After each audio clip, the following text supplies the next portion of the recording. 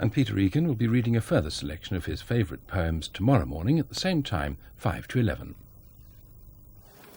This fingerspelling for the deaf-blind is done with a single hand. It enables them to use the entire Russian vocabulary. Many of these children were assumed to be mentally handicapped before they came to Zagorsk. Now, with a new form of language, they can navigate their way through the world and behave with the confidence and cheek of ordinary children. Here, they set out with the belief that every child can be reached and eventually transformed. That's why every child at Zagorsk is given a totally individual teaching program. Inspired teaching that changes lives. The first of 3 films about the Transformers starts Thursday at 9:30 on 2. In just over 5 minutes, we'll be taking up the binoculars with Tony Soper, who faces the mammoth task of counting 27,000 gannets when he goes birding. That's after the news now with Chris Lowe.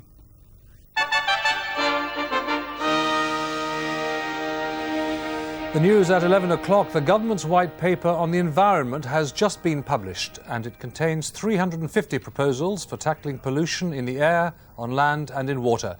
The Environment Secretary Chris Patten says the document is the first really comprehensive statement of government policy on the environment. The White Paper, a massive document which comprehensively reviews environmental problems on a national and a global level, contains few surprises. There's no sign that what Mrs. Thatcher called Britain's great car economy will be materially affected by the proposals and recommendations, many of which are already being applied. There's to be a 10-fold increase in the use of renewable energy, which still leaves alternatives like wind power playing a very small role. And there'll be environmental responsibility at ministerial level in all government departments.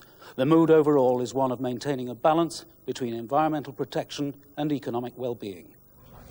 The United Nations Security Council is expected to step up its blockade of Iraq today by agreeing to an air embargo.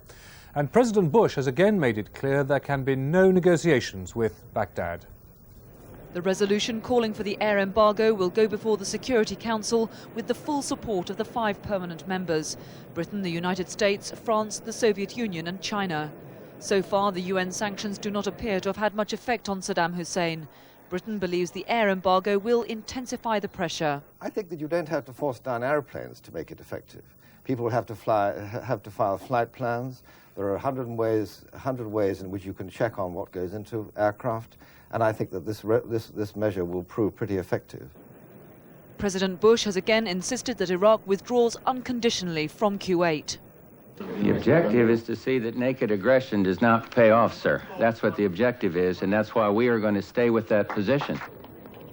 And there's growing pressure for the UN to do more to help Jordan, still struggling to cope with the hundreds of thousands of refugees who fled from Kuwait and Iraq. The Security Council has called on the Secretary-General to put into effect recommendations agreed earlier to provide economic, technical and material assistance to enable Amman to cope with the effects of the crisis. Police in South Africa say 7 people have been murdered on board a train near Johannesburg. This latest township violence comes during President de Klerk's visit to the United States, the first by a South African leader in 45 years. President Bush said courageous moves by Mr de Klerk to end apartheid could result in some sanctions being lifted. The city financier, Sir Jack Lyons, is expected to be sentenced shortly for his part in the Guinness fraud affair. He arrived at court this morning after a 4-week delay to allow him to have an operation. His 3 co-defendants have already been jailed. That's it. More news at midday.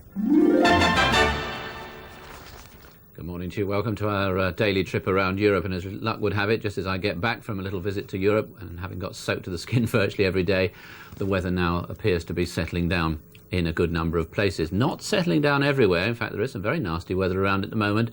In Scandinavia, for instance, it's all the sort of heavy showers and strong winds that we had until recently. There's that area of low pressure sitting at the moment over Denmark and producing some quite heavy rain into the bargain. And in fact, there on the satellite picture is a cloud to go with it, stretching right the way through southern Scandinavia into the Soviet Union. Some more thick cloud you notice over eastern Spain and pushing up towards the French Riviera. A lot of that is thin and high, but even so, there are 1 or 2 thunderstorms scattered about in those eastern areas of Spain.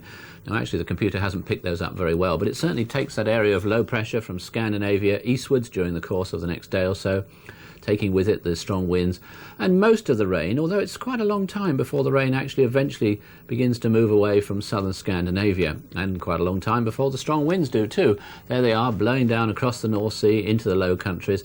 They ease off for a while later on tonight and then pick up again during tomorrow, and you've probably noticed the winds swirling around that other area of low pressure to the west of Portugal. So let's have a look at the weather. Well, the really nasty weather is in sort of southeastern Sweden, through perhaps just the south of Finland and into the Soviet Union. Many places there, cold and wet, I think is the best way to describe it.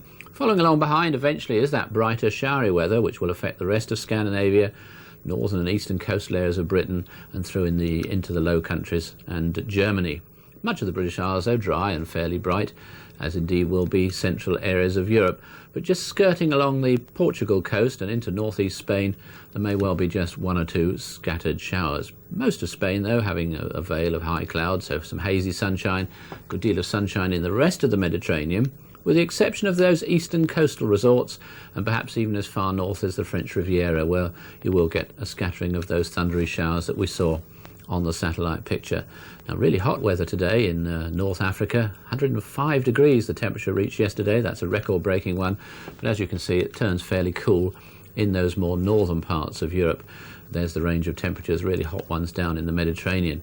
Looking a little bit further ahead, we find fine weather in many parts, but Scandinavia pretty unsettled, and Spain having some thundery showers. And that's all for now. In 25 minutes, we'll be taking a gentle cruise round Lake Windermere and sampling some highly appropriate catering in an invitation to eat out with